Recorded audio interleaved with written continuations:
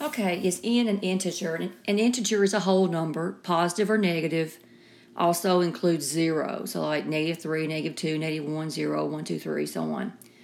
So clue 1 says n squared is an integer. So we know that n squared is an integer, but does that mean n is an integer?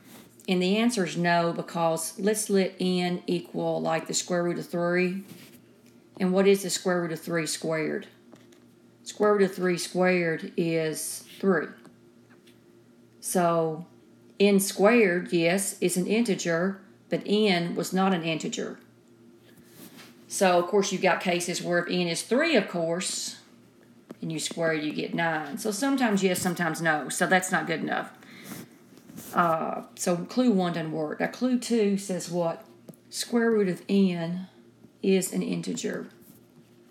Okay. Well, that's going to work. Square root of n is the only way to get a square root of an n is an integer would be if n is an integer. So if you look at square root of n, and yeah, let me see. I'm not sure if I can show you any work though. Square root of, I don't know,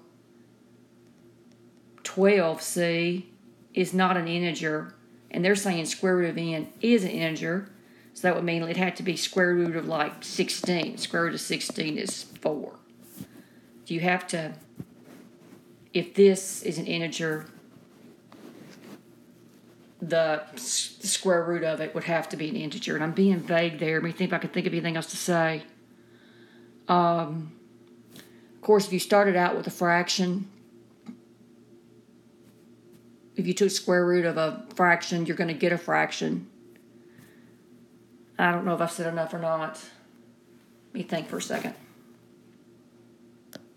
I can't think of anything else to say. I hope that's enough.